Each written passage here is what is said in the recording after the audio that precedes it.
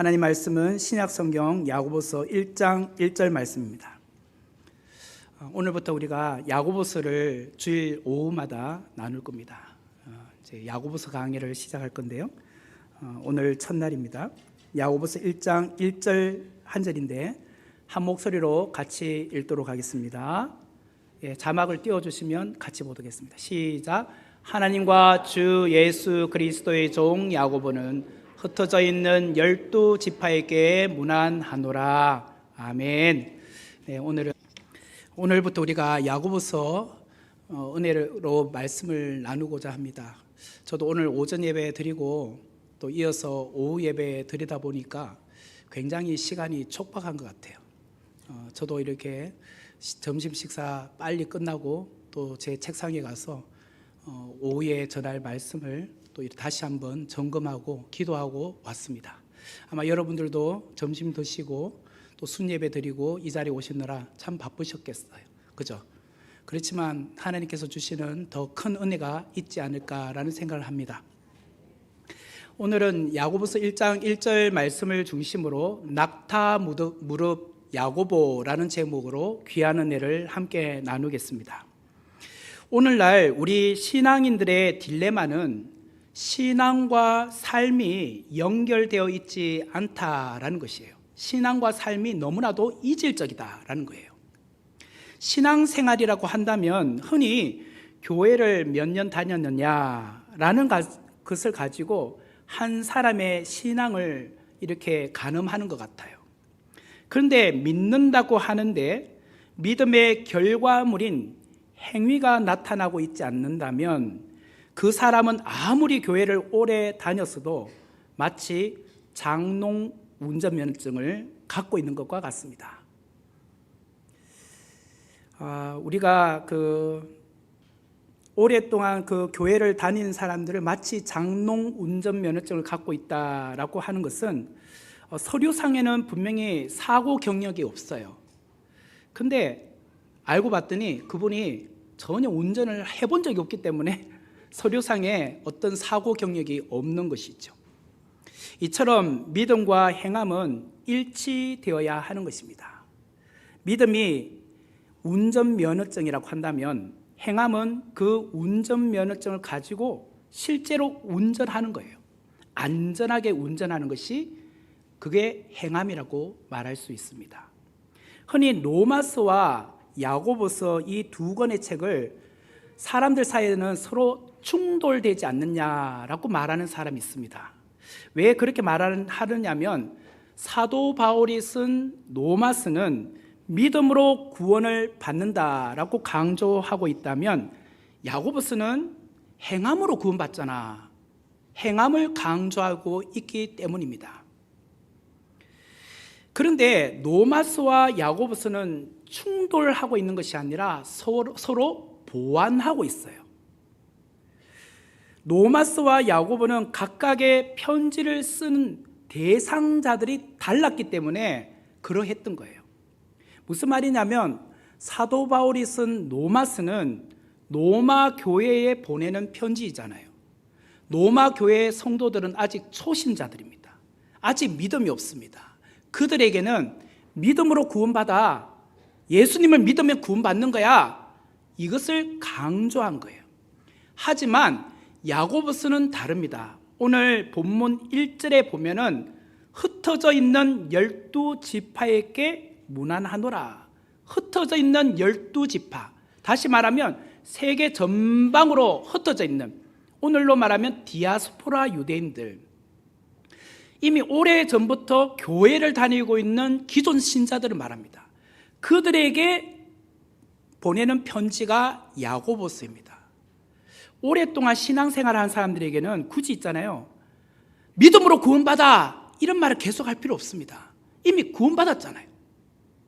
그들에게 필요한 것은 무엇이냐면 이제 내 삶으로 보여줘야지, 행해야지, 삶으로 살아내야지, 이것을 강조하기 위해서 야고보서가 쓰여진 것입니다. 여러분, 어른아이라는 단어를 아십니까? 어른아이. 소위 몸은 성장해서 어른이 되었어요. 그런데 정신 연령은 아이처럼 행동하고 있는 사람을 가리켜서 어른아이라고 합니다.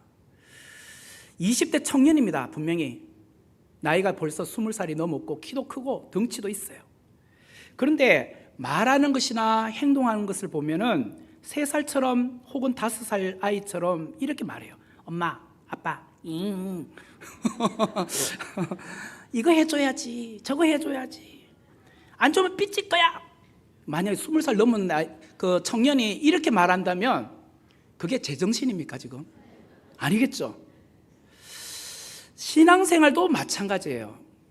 신앙생활을 20년, 30년 했는데 늘 기도하는 내용을 들어보니 하나님 이거 해주세요, 하나님 저거 해주세요, 안 해주면 교회 안 다닐 거예요, 하나님 그러실 수 있으세요. 그러고 있으면 어떡할 거냐 말이에요. 야고보는 이 야고보서를 통해서 성인이 되어 있는 사람에게 이제 유년기를 벗어나야지 않겠느냐 이렇게 말하는 책이에요. 야고보서는 그렇기 때문에 온전하라, 완전하라 라는 말을 종종 쓰고 있습니다. 온전하라, 완전하라. 예를 들자면 야고보서 1장 4절의 말씀을 보면 인내는 온전히 이루라, 인내를 온전히 이루라, 이는 너희로 온전하고 구비하여 조금도 부족함이 없게 하려 함이라. 이렇게 온전이라는 단어를 2번 쓰고 있죠. 또 야고보서 2장 22절 말씀에 보면 네가 보거니와 믿음이 그의 행함과 함께 일하고 행함으로 믿음이 온전하게 되었느니라. 너의 믿음이 온전하게 되었다 말이에요.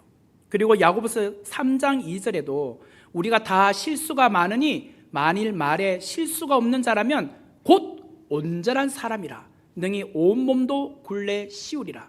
이 외에도 몇 군데 더 있어요. 그러니까 야고보서는 늘 우리에게 말하기를 온전한 사람이 되라, 온전해라, 완전해라 이렇게 말해요. 우리가 오해하면 안 되는 것이 있는데요, 완전하라, 온전하라 라는 말은 흠이 없는 사람이 되어라 이런 뜻은 아닙니다. 성숙하고 균형이 잡힌 어른스러운 성인이, 그런 신앙인이 되라는 거예요. 성숙한 신앙인이 되라는 뜻이에요. 우리가 완전할 수는 없잖아요. 다 실수가 있지만 그래도 성숙해가는 신앙인이 되라는 거예요. 그러므로 영적인 성숙은 신앙생활을 오래 했다고 되는 것이 아니에요. 나는 모태신앙이기 때문에 그 사람이 성숙해 있느냐, 그런 것도 아니에요. 물론 믿음의 집안에서 자라는 경우는 다른 사람들보다는 그런 환경이 있기 때문에 더 성숙도가 있을 수는 있어요. 하지만 인격적으로 예수님을 만나 변화되는 삶은 늘 본인이 노력을 하고 그런 생활을 하셔야 된다는 거예요. 그러므로 믿음과 행함이 균형을 이루는 것이 중요하다는 거예요. 믿음과 행함이 균형을 이루는 것이 중요하다. 마치 노를 젓는 배가 있습니다. 이렇게 양쪽 노를 저어서 나가는 배가 있다고 합시다. 한쪽 노는 믿음이라는 노입니다. 그리고 또 다른 한쪽 노는 행함이라는 노입니다. 그러니까 한 사람이, 노를 젓는 사람이 이 양쪽으로 이렇게 저어야 되는데 만약에 한쪽 노만 저으면 어떨까요? 뱅글뱅글 돕니다. 그 자리에서 뱅글뱅글 돌아요. 앞으로 전진할 수 없어요. 결국은 믿음과 행함이라는 이 노를 균형 있게 저어야지만 앞으로 나아가는 것입니다. 이게 신앙생활이라는 거예요. 신앙생활. 야고보서는 믿음으로 구원받는 사람은 그 다음 단계로 행함으로 그 믿음을 아름답게 빛나게 보여주는, 실천하는 사람이 한번 되어봐. 이게 야고보서예요. 그래서 야고보서에 붙여진 별칭이 있어요. 야고보서를 흔히 행위의 복음, 행위의 복음, 혹은 생활의 복음, 실천의 복음, 살아있는 믿음에 대한 복음, 구원 얻은 믿음에 대한 복음, 이렇게 말해요. 쉽게 말하면 행함으로 보여주는 그런 성경책, 복음서다라고 말하는 거예요. 저는 오늘부터 주일 오후 예배 시간에 이제 야고보서를 강의할 겁니다. 야고보서를 택한 이유는 그래, 우리가 오랫동안 신앙생활을 해왔지만 오늘 오전에 말씀드린 것처럼 지식적으로는 예수님을 알고 지식적으로는 성경에 대해서 많이 알지만 종교인이 되어 있다는 거예요. 행함이 없는 삶을 살고 있는 우리의 그런 정말 나태한 신앙을 보기 때문이에요. 그래서 어떠하든지 우리가 다시 새 일을 행하려면 손발이 움직여야 되잖아요. 이제 행함으로 보여주는 믿음을 살아내야 되지 않겠습니까? 그래서 한 주간 내내 기도했습니다. 사실 지난주는 오후 예배 성경 공부한다고 했잖아요. 그러니까 제가 미리부터 이거를 막 준비했던 게 아니에요. 근데 기도하는 중에 이제 그러면 말씀 전거를 한다면 어떤 책을 정할까요? 하나님 앞에 계속 기도했습니다. 언제 정한 줄 아십니까? 목요일 날 정했습니다. 목요일 날. 그러니까 한 4일 동안 계속 기도한 겁니다. 이 책을 할까요? 이 책을 할까요? 저 책을 할까요? 머릿속에는 이 책, 저 책 막 지나갔어요. 근데 맞아. 그렇지, 우리는 이제 행하는 믿음을 해야 되지 않겠나. 그래서 목요일 날 정한 거예요. 오늘은 야고보서 강의 첫 번째 시간인데요. 신앙생활에서 온전함과 성숙함을 보여주는 한 인물을 소개하고자 합니다. 그 사람은 야고보서의 저자인 야고보입니다. 신약 성경에 보면 야고보라는 이름을 가진 사람이 총 4명이 나옵니다. 동명이인이 4명 나와요. 그 중에 2명은 예수님의 제자 야고보입니다. 첫 번째는 다데오의 아들이면서 세베대의 아들이면서 사도 요한의 형제인 야고보가 있죠. 세베대의 아들이면서 사도 요한의 형제인 야고보.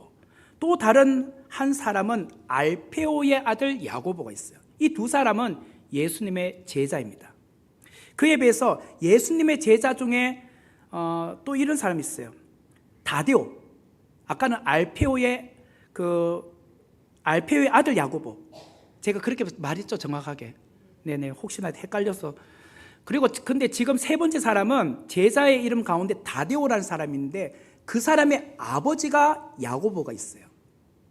그 제자의 아버지가 야고보가 있어요. 그 4번째 사람이 오늘 본문에서 언급하는 야고보예요. 이 사람은 예수님의 친동생 야고보예요. 실제로는 예수님은 성령으로 잉태됐잖아요. 마리아의 몸에서 성령으로 잉태됐지만 그 야고보는 요셉과 마리아가 결혼하여서 태어난 야고보예요. 거기서 태어난 아들이에요. 그 사람이 오늘 야고보서의 저자입니다. 그래서 야고보서의 저자는 예수님의 친동생 야고보예요. 마가복음 6장 3절 말씀에 보면 이 사람이 마리아의 아들 목수가 아니냐, 거기 보면 아들들이 나와요. 마리아의 아들들이 누가 나오냐? 야고보, 요셉, 유다, 시몬의 형제가 아니냐. 그러니까 예수님을 가리켜서 하는 말이죠. 그리고 그 누이들이 우리와 함께 여기 있지 아니하냐. 이게 무슨 말이냐면 예수님 외에도 마리아와 요셉 사이에 태어난 아들이 4명 있었다는 거예요. 야고보와 요셉과 유다와 시몬, 그리고 또 누이들도 있었다는 거예요. 이 누이들은 최소한 들이라고 나왔잖아요. 복수형이기 때문에 최소한 2명 이상이 되는 거예요. 그러니까 예수님을 제외한 요셉과 마리아 사이에서 태어난 자녀들을 보면 사남 최소 2녀 이상은 되는 거예요. 그렇게 보셔야 돼요. 그런데 누가복음 2장에 보면은 예수님의 부친 요셉이 그 유월절을 맞이해서 마리아와 12살 된 예수님을 데리고 예루살렘으로 올라가는 이야기가 나오죠. 거기 가서 유월절을 보내고 다시 나사렛으로, 갈릴리 지역에 있는 나사렛으로 가다가 보니 12살 된 아들 예수님이 따라오지 않았어요. 그래서 다시 되돌아가는 이야기가 나오잖아요. 그래서 예수님을 다시 이렇게 만나는 이야기가 나오는데 그 이후에 보면은 그 예수님의 부친 요셉에 대한 언급이 안 나옵니다. 그래서 많은 학자들은 이 요셉이 아마도 예수님이 10대 나이 때 돌아가시지 않았을까라고 해요. 요셉은 목수였습니다. 그래서 예수님은 10대 나이 때 가장이 된 거예요. 자기 밑으로 이제 사형제, 그 다음에 누이가 최소한 2명은 있고 또 어머니 모친 마리아도 있었어요. 그 가족을 이끌어가는 소년 가장이 된 겁니다. 그래서 그의 직업이 목수로 살아가게 된 거예요. 아버지께서 목수 일을 하셨기 때문에 그도 목수 일을 하면서 자라게 된 거예요.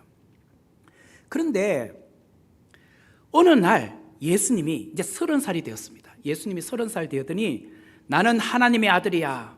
나는 하나님 나라를 위하여 일하러 가야 돼. 그러면서 보따리 싸고 집을 나간 거예요. 쉽게 말하면 가출한 거죠, 우리로 말하면. 자, 그리고 나서 공생애 3년을 한 겁니다. 이때 가족들은 어떠했을까요? 멘붕. 그죠? 예수님의 동생들은 최소한 20대에서 10대 후반입니다. 그 6명 정도 됐으니까 2살 톨로 해도 12년이 될 거 아니에요. 20대에서 10대 후반 정도 되는 이 동생들이 갑자기 큰형이 집을 나간다는 거예요. 지금까지 우리 가정을 이끌어갔던 가장이 집을 나가는 거예요. 그러니까 동생들은 그 형 예수를 이해할 수가 없었어요. 가족을 내팽개치고 나가서 혼자 살러 나간다니 이게 말이나 되냐 이거야. 그래서 이 동생들은 형을 미워하기 시작했어요. 마가복음 6장 3절 말씀에 보면 이 사람이 마리아의 아들 목수가 아니냐, 야고보와 요셉과, 아까 읽었던 그 내용이죠. 그거 보면 야고보라는 이름이 제일 먼저 나와요. 그리고 마태복음 13장 55절에도 보면은 이는 그 목수의 아들이 아니냐, 그 어머니는 마리아, 그 형제들은 야고보와 요셉과 시몬과 유다라, 이렇게 나와요. 그러므로 마가복음 6장 33절과 마태복음 13장 55절 말씀에 의하면 예수님의 동생 중에 야고보의 이름이 제일 먼저 나오고 있죠. 이 말은 두 가지 의미에서 제일 먼저 나온다고 봐야 돼요. 우리가 성경에서 이름을 제일 먼저 두는 것은 그 사람이 장자일 경우, 두 번째는 가장 중요한 인물이기 때문, 이 두 종류 중에 하나예요.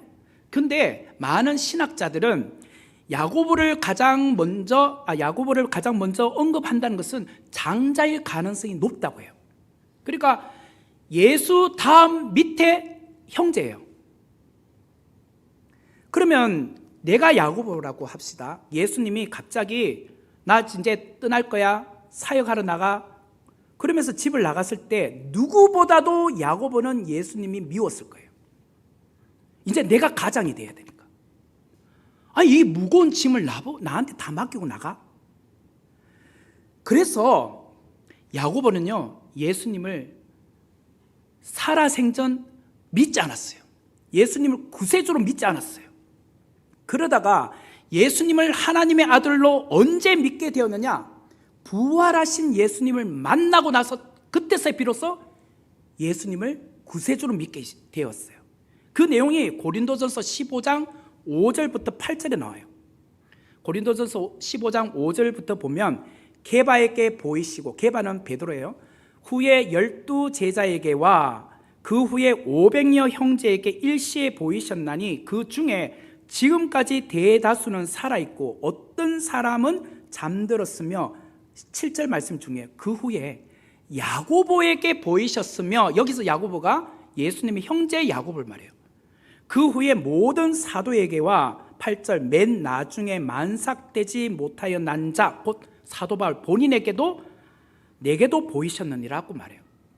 이 고린도전서 15장은 부활장인데, 이 부활장에 보면 사도 바울이 부활하신 예수님을 직접 만난 사람들에 대한 명단이 나오는데 12제자들, 그리고 500여 형제들, 그리고 예수님의 친동생 야고보, 그리고 만삭되어 태어나지 못한 나 바울에게도 나타나셨다고 고백을 하고 있어요. 야고보의 예수님의 친동생 야고보는 이전까지만 해도 자신의 형이요 모친 마리아의 아들로만 예수님을 생각하고 있었어요. 그런데 부활하신 예수님을 직접 만나고 보니 구세주인 거예요. 메시아였던 거예요. 그러면서 그의 인생이 180도로 바뀌게 된 겁니다. 예수님을 하나님의 아들로 이제 고백하기 시작을 한 거예요.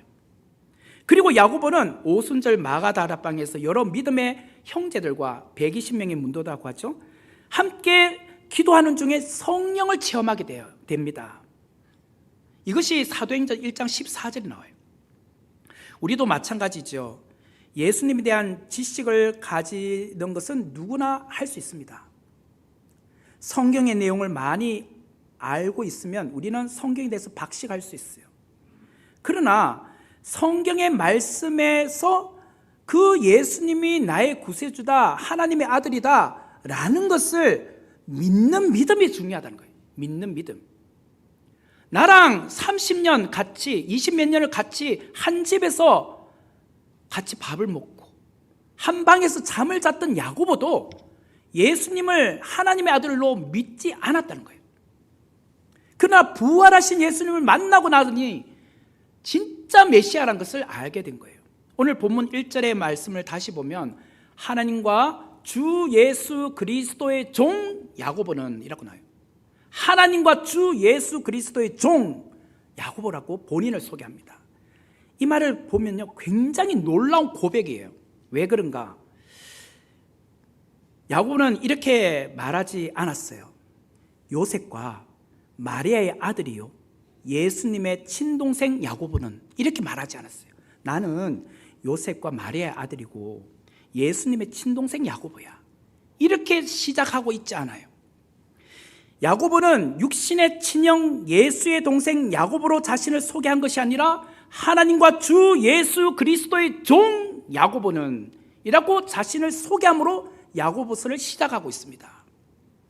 야고보는 자신을 종이라고 말하고 있어요. 누구의 종? 주 예수 그리스도의 종. 이건 매우 충격적인 겁니다. 어떻게 예수 그리스도의 종이라고 말할 수 있습니까? 나는 예수의 친동생 야고보잖아요. 이렇게 말하면 더 뿌듯하고 더 자랑스럽지 않습니까? 왜냐? 나는 예수의 친동생 야고보야. 이렇게 하면 지나가는 사람들이 진짜? 네가 진짜 예수님의 친동생이야? 사인 받으려고. 그죠? 와! 예수님 어렸을 때 어떻게 살았어? 똥 잘 쌌니? 뭐 기저귀는 찼니? 뭐 아니면 예수님도 우리처럼 뭐 이렇게 뭐 화장실 가니? 뭐 궁금하잖아요. 저도 어렸을 때 보면 사람들이 그러더라고요. 목사님도 화장실 가시나요? 그런 것처럼 예수님도 하나님의 아들인데 뭐 절대로 화장실 안 가시겠죠. 그거 궁금해서 물어보기도 하잖아요. 그래요. 저 같으면 나는 예수님의 친동생 야고보예요. 이렇게 말하면 막 어깨가 부쩍부쩍 올라갈 것 같은데 주 예수 그리스도의 종 야고보는 이라고 소개를 해요. 정치인들 사이에 보면 우리 늘 많이 들었던 이야기죠. 동교동파, 뭐 상도동계, 친노, 친문, 친박, 진박, 윤핵관 다 아는 말이죠. 이 용어를 잘 모르신 분은 가서 좀 생각 좀 해보세요. 그게 무슨 뜻입니까? 나는 누구와 친하다는 거예요. 나는 진짜 그 사람 라인이라는 거예요. 그렇다면 야고보는 너무나도 좋은 조건을 갖고 있습니다. 예수님의 제자들보다도 더 좋은 조건. 예수님의 제자들은 3년밖에 안 따라다녔지만 나는 20몇 년간 같이 있었잖아요. 그래서 예수의 친동생이라는 용어는 많은 사람들에게 관심을 받기에 더 좋은 자기 프로필입니다. 그럼에도 불구하고 야고보는 자신을 주 예수 그리스도의 종 야고보는 이라고 소개해요. 야고보는 예수님을 더 이상 친형으로 보지 않았어요. 인간 예수로 보지 않았어요. 그분은 주 예수 그리스도예요. 여기서 주란 것은 주인입니다. 주인. 예수란 것은 자기 백성을 저희 죄에서 구원한 자. 그리스도는 메시아, 기름 부음 받은 자, 왕, 제사장, 선지자, 이 3직을 가지신 분. 그러므로 주 예수 그리스도란 것은 나의 주인이시요, 세상 죄를 지고 간 모든 백성들의 죄를 사하여 주시기 위하여 구원하러 오신 자, 바로 그분이 기름 부음 받은 메시아야. 나는 그분의 종이라고 말하고 있어요. 종. 나는 노예라는 거예요. 노예. 형제가 아니라는 거예요. 저와 여러분은 누구입니까? 저는 손목교회 목사 김호식. 이거보다 더 영광스러운 저의 직임이 있어요. 주 예수 그리스도의 종 김호식. 그렇다면 여러분들은 어떻습니까? 나는 손목교회 장로입니다. 나는 손목교회 권사입니다. 손목교회 집사입니다. 이 말보다는 더 영광스러운 직임은 주 예수 그리스도의 종 누구 이거예요. 이거. 그런데 야고보가 예수님을 인격적으로 만나고 가장 크게 변화된 것이 있어요. 그게 뭐냐? 기도 생활이 바뀌었다는 거예요. 기도 생활. 야고보에게 붙여진 별명이 있습니다. 그게 뭐냐면 낙타 무릎이라는 거예요. 낙타 무릎. 낙타 무릎을 가진 사람이라는 거예요. 여러분, 낙타 무릎을 한번 보세요. 보면 둥글게 되어 있어요. 둥글어. 그래서 낙타는 오랫동안 무릎을 이렇게 굽혀서 그렇게 있을 수 있대요. 그게 왜 그러냐면 무릎이 이렇게 둥글기 때문이래요. 야고보의 별명은 낙타 무릎이에요. 그 말은 그가 종일 하나님께 기도하기를 힘썼던 사람이었기 때문이에요. 특별히 무릎을 꿇고 기도하는 것을 힘썼던 사람이래요. 여러분들은 무릎 꿇고 한 몇 분 정도 있을 수 있습니까? 저는 지가 나서 한 10분 있으면요 못 있을 것 같아요. 전에는 좀 더 했는데 이제는 다리가 더 부실해졌는지 관절이 안 좋은지 못 있어요.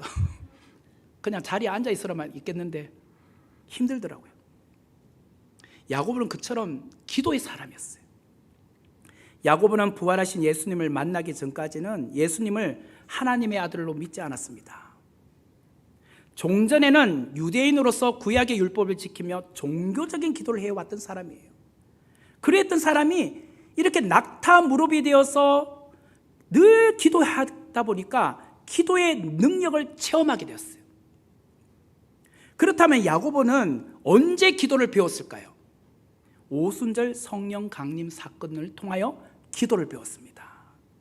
사도행전 1장 14절과 15절의 말씀을 보면 여자들과 예수의 어머니 마리아와 여기 그 다음에 예수의 아우들과 예수의 아우들 여기에 아까 4명의 형제들이 있었죠. 야고보도 있었고 더불어 마음을 같이하여 오로지 기도에 힘쓰니라. 모인 무리의 수가 약 120명이나 되더라. 오순절 성령 강림 사건 때 120명의 성도들이 마가의 다락방에서 합심하여 기도했습니다. 그 기도의 자리에 예수님의 아우였던 야고보도 있었습니다. 그 기도 중에 120명이 성령을 체험하게 된 거예요. 이때부터 그의 기도가 바뀌었어요. 이 시점부터 야고보는 기도의 능력을 체험하고 기도의 사람이 된 겁니다. 이후부터 그는 늘 기도에 힘썼습니다. 야고보의 기도하는 모습을 항상 보면은 무릎을 꿇고 기도하고 있었다는 거예요. 그래서 사람들은 낙타 무릎이야 라고 했다는 거예요. 유대인 전승에 의하면 야고보는 바리새인과 서기관들의 미움과 핍박을 받아서 AD 62년에 순교했다고 합니다. 주후 62년에 순교했는데 그의 순교에 얽힌 이야기가 있어요. 바리새인과 서기관들이 야고보를 성전 꼭대기에 세웠다는 거예요. 성전 꼭대기. 제가 주일 저녁에 할 때 이제 성전 꼭대기가 어떤 위치인지를 아실 거예요. 거기에 이제 세워놓고 예수님을 부인해. 그러면 내가 너 살려줄게. 라고 했더니 이 야고보가 예수님은 나의 구세주다. 주 예수 그리스도다고 고백을 한 겁니다. 그래서 바리새인들과 서기관들이 그 야고보를 밀쳐서 성전 꼭대기에서 떨어뜨렸습니다. 그랬더니 온몸이 부서지면서 떨어진 거죠. 피투성이가 된 겁니다. 그 이제 기절하게 된 거예요. 피를 찰찰찰찰 흘리고 이곳저곳에서 멍이 들기도 하고 부러지기도 했었습니다. 그러다가 정신을 차려서 가장 먼저 한 행동이 무엇인지 아십니까? 무릎을 꿇고 그 자리에서 기도를 했다는 거예요. 죽어가면서도 무릎을 꿇고 기도하기 시작을 했다는 거예요. 그런데 그 모습을 본 바리새인과 서기관들이 못마땅해가지고 이제 돌을 집어서 던져서 죽였다는 거예요. 이게 유대인 전승에 나옵니다. 순교하는 순간까지 무릎을 꿇고 기도했던 야고보는 진정으로 기도가 무엇인지를 우리에게 보여준 사람이었다는 거예요. 그게 뭐냐? 야고보서가 행함의 믿음이라고 했죠. 그 행함의 믿음 가운데 가장 중요한 기도를 행함으로 보여주었다는 거예요. 행함의 기도. 교회를 다니는 사람이라면 누구나 하나님께 기도합니다. 그런데 기도가 능력임을, 기도가 생명임을 모르는 성도는 없습니다. 그런데 꾸준하게 기도를 실천하는 성도들은 그리 많지 않아요. 급할 때는 기도합니다. 하나님을 찾아요. 그러나 꾸준하게 기도하는 것은 쉽지 않다는 거예요. 야고보처럼 반드시 무릎을 꿇으라는 것은 아닙니다. 다리에 관절이 안 좋으신 분들은 꿇을 필요가 없습니다. 서서 기도하셔도 되고 앉아서 기도하셔도 돼요. 그러나 야고보처럼 기도의 생활의 본이 되어야 된단 말이에요. 늘 기도하는 성도가 되어야 된다는 거예요. 야고보는 행함이 없는 믿음은 죽은 것이라고 야고보서에 나옵니다. 그 행함이 다양한 형태로 나타나겠죠. 선행으로 나타나기도 하고 어떤 주님 앞에 봉사하는 것으로 나타날 수도 있죠. 그 중에 야고보가 보여준 가장 큰 행함은 기도의 모습이었어요. 기도의 삶이었어요. 나는 실제로 기도하는 사람이야. 그것을 보여주다 보니 사람들이 저 사람은 낙타 무릎이야 라고 했던 거예요. 제가 교회를 개척하고 다른 사람들로부터 들었던 공통적인 말이 있습니다. 개척교회를 할 때에 많은 사람들로부터 들었던 이야기. 목사님의 교회에 누가 나오나요? 목사님 교회에 세상적으로 굵직굵직한 사람이 있는가 싶어서 물어보는 거예요. 사실 그때 제가 개척했던 교회에 누가 있었냐면 한국경영자총협회 경총이라고 합니다. 상임 부회장님이 다녔습니다. 그 박정희 정부, 박근혜까지 한 12, 13년간 했던 김영배 경총 상임 부회장님 다니셨어요. 저희 교회 집사님이셨어요.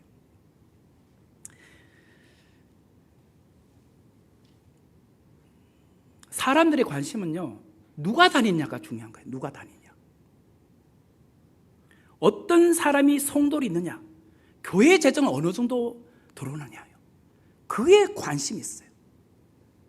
그런데요, 제가 지금까지 목회를 해보니까 교회에 꼭 필요한 사람은 11조를 많이 내고 헌금을 많이 내는 사람이 아니더라고요. 어떤 성도가 11조와 많은 액수의 헌금을 내고 사회에 인지도가 있는 분이 우리 교회 다니는 것, 그게 중요한 게 아니더라고요. 그렇게 따지면 저는요, 정말 세상적으로 잘 나가던 그런 교회에 있었습니다. 판검사, 변호사, 의사, 교수, 경영인, CEO, 국세청 청장, 예비역 장군, 국회의원, 장차관, 외교관, 이런 분들이 수두룩했습니다. 제가 다녔던 그 강남에 있는 교회, 제가 부목사로 있을 때. 그런데 그런 세상에서 잘 나가는 성도들이 많은 것이 필요한 것이 아니더라고요. 정말 교회에 필요한 분은 기도하는 성도들이에요. 기도하는 성도들.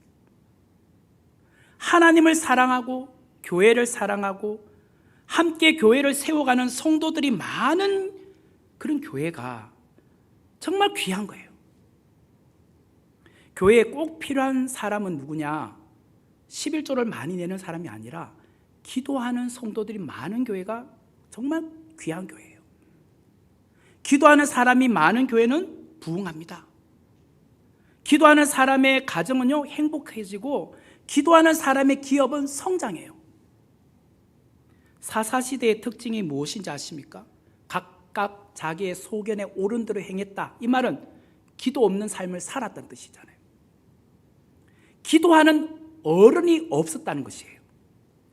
영적 리더가 없었다는 거예요. 사사시대는 모세와 여호수아와 같은 기도하는 영적 거장이 없었어요. 기도하는 사무엘이 없었어요. 그러다 보니까 영적으로 어두운 시대인 사사시대가 되고 말았어요. 교회나 국가나 가정이나 기업도 마찬가지입니다. 기도하는 사람이 있으면 그 교회, 그 국가, 그 가정, 그 기업은 살게 됩니다. 선목교회의 성장은 어디로부터 나올까요? 기도로부터 나옵니다. 기도로부터. 기도하는 자는 새 일을 행할 수 있어요. 기도하는 자가 있는 교회와 가정과 기업은 축복받게 되어 있어요. 우리 모두 모이기에 힘쓰길 바랍니다. 기도에 힘쓰길 바라요. 그래요. 올해 우리가 하나님께서 새 일을 행하여 주시기를 기대하는 마음은 있는데 기도 없이 어떻게 새 일이 이루어질 수 있겠습니까? 기도 없이 여러분의 가정이 어떻게 축복받기를 원하겠습니까? 기도하셔야죠. 그러면 모이셔야 됩니다. 기도의 자리에 힘써 나오셔야 돼요.